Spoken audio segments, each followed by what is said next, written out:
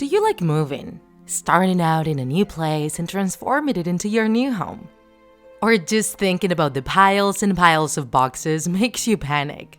Well, the couple in today's story had a bad experience moving, but for much more terrifying reasons. They were Antonio and Jessica, a recently married young couple. They wanted to buy a new house to start their life together and form a family. He was an agricultural engineer and had plenty of work. In contrast, Jessica was unemployed and didn't have a lot of savings. One day, they found a small house in the suburbs. It needed a lot of renovation, but the price was so cheap that it was a bargain.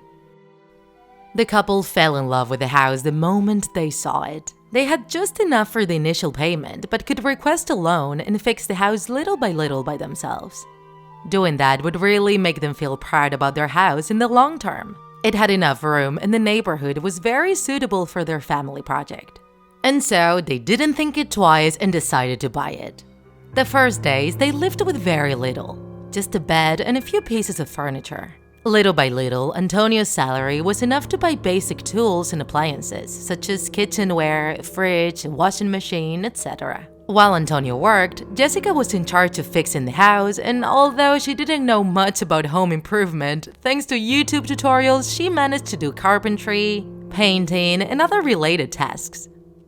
Everything was going forward, although more slowly than they imagined. The expenses were higher than they had anticipated, and since Jessica was working alone, she was taking her time.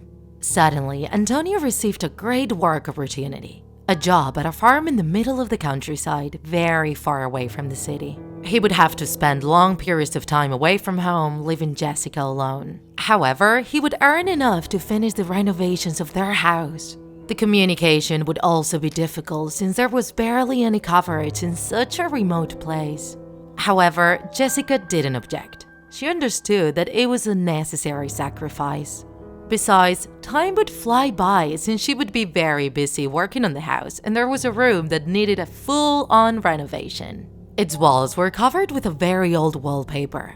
So much so, it was hardened and cracked and pieces of it were falling off as if it was dry skin.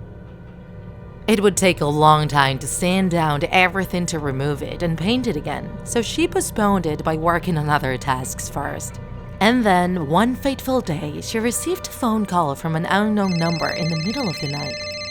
It sounded like Antonio, but with a very distorted and deep voice. She greeted him, feeling both anxious and excited, but he didn't seem to share the same enthusiasm. "I need you to do me a favor," he said. "You have to deal with the walls of that room. Do it as soon as possible, please. We'll see each other soon." After saying that, he simply hung up. That conversation left Jessica very dumbfounded and she couldn't sleep well the rest of the night. However, the next day, she started thinking about it again and got up willing to get to work. She was happy to know Antonio was doing well, and so she started working on the walls. A big surprise came at nightfall when she finished working on the first wall. She discovered that under the chalky wallpaper, there were several dates painted in there. They were all over the place and didn't seem to have any specific sense or meaning. The most terrifying thing was that they were written with a red and dense kind of paint, which had left traces that fell on the floor. It gave it a very macabre look, as if it were blood. But it couldn't be. Surely it was a joke by the kids who had lived there before, or maybe those were painted in there when the house was abandoned. However, as the days went by and Jessica's work progressed, she discovered more and more dates. They were covering everything around, from the floor to the ceiling. And the more she looked at them, the more she convinced herself that they had been written in blood. She tried to contact Antonio on the phone number he had called her from, but the operator said that number did not exist. She also tried to call him on his usual cell phone, but as she expected, he had no coverage. She was very scared, but had no other option than to wait for Antonio to call her. She kept on working to try and distract herself, but more and more dates were appearing.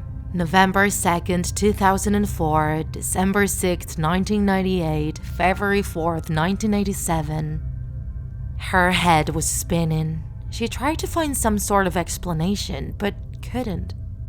That night, she couldn't sleep, constantly turning in her bed, when she received another call from an unknown number. "Have you finished your work? You need to hurry." The voice sounded more blunt and dry. Jessica tried to explain what she found and how scared she was feeling.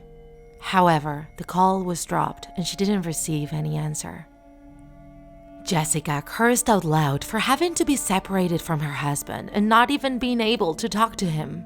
However, according to his work calendar, he would soon get a permit to come back home for a bit. Besides, she wouldn't take long to finally finish working in that room and forget about that nightmare once and for all.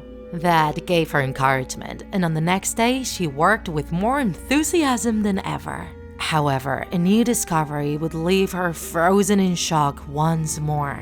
A new date on the wall, but way more recent. January 1st, 2017. That was just a few months before they bought the house. But it couldn't be. That wallpaper, which peeled off like dry skin, had to be way older. Unless... In that moment, Jessica was startled when her phone started to ring. It was Antonio, but this time around, his voice sounded much more clear and happy. He told her that he finally had his permit and was on his way home. Jessica felt relieved, but also explained what she discovered about the dates on the walls and the fear she was feeling. "What dates? What are you talking about?" Antonio was speaking as if he didn't know anything. Jessica tried to remind him about the conversation they had, but she was petrified in shock when Antonio told her. "Jessica, we haven't talked in weeks. I'm sorry, but I couldn't contact you before." She was so terrified that her voice was now trembling. Suddenly, she started to hear strange noises in the house and desperately asked her husband to arrive as soon as possible. And just when he was about to respond, the call was dropped. Antonio stepped on the pedal and tried to arrive as soon as he could. Unfortunately, his effort had been in vain. When he arrived, he saw the macabre show of the room filled with dates written in blood on the entire wall, as well as Jessica's lifeless body dropped on the floor, with pieces of her skin torn out in different places.